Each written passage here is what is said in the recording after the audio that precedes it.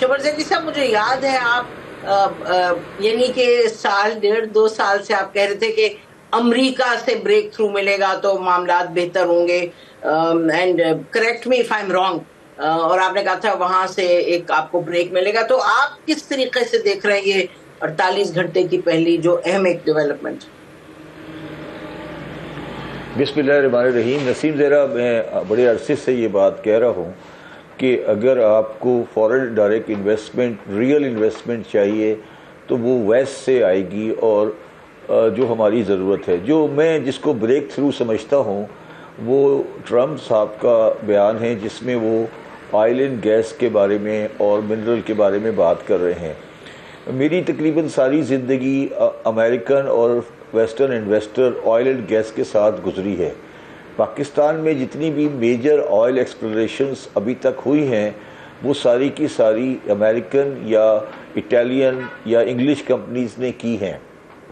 जो सबसे इम्पॉर्टेंट बात जो है वो ये है कि जो ट्रम्प साहब कह रहे हैं, वो ये कह रहे हैं कि हम मिनरल के अंदर और ऑयल एंड गैस के अंदर पाकिस्तान में इन्वेस्टमेंट अमेरिकन कंपनीज के लिए एनवायरनमेंट क्रिएट कर रहे हैं, और वहाँ पर एक इस बारे में सोच है। ये बहुत पॉजिटिव है, और ये शायद ओनली रास्ता है, क्योंकि जो ऑफशोर की ड्रिलिंग है या बलूचिस्तान में ड्रिलिंग है, वो पाकिस्तानी कंपनी के पास वो सलाहियत ही नहीं है कि वो कर सके, और ये इन एनी केस वही लोग कर सकते हैं।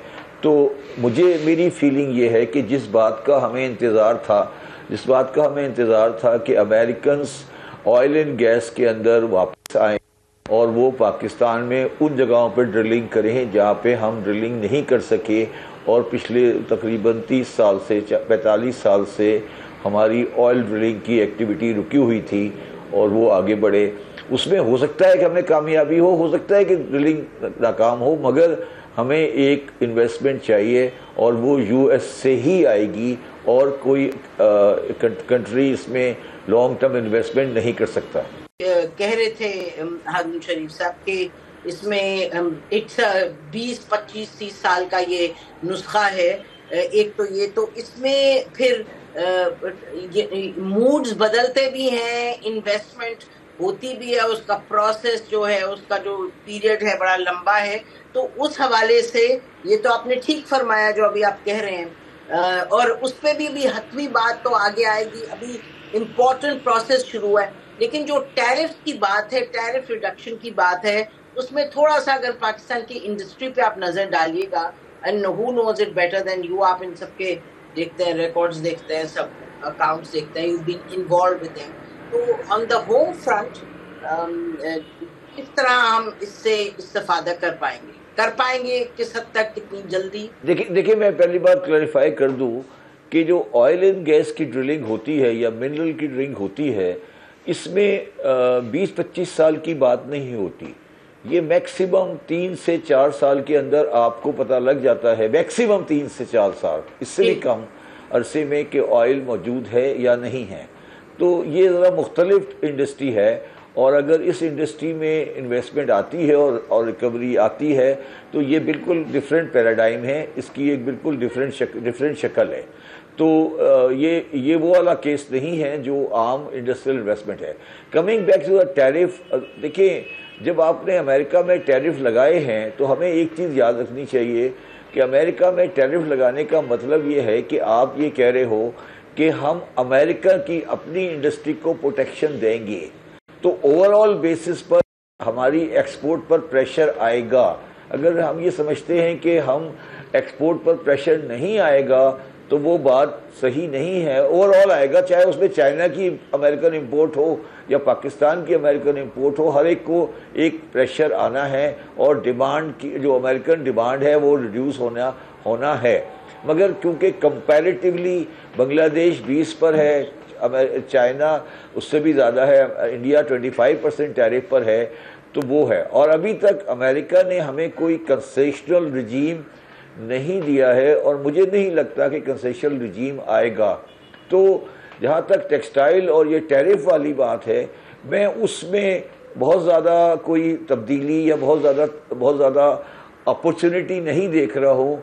मेरा जो मेन एम्फेसिस है वो ये है कि अगर पाकिस्तान में ऑयल एंड गैस में और मुख्तलिफ सेक्टर में अमेरिकन इन्वेस्टमेंट आती है तो ये पाकिस्तान के बारे में वेस्ट का जो सेंटीमेंट ऑफ इन्वेस्टमेंट है वो चेंज कर देगा।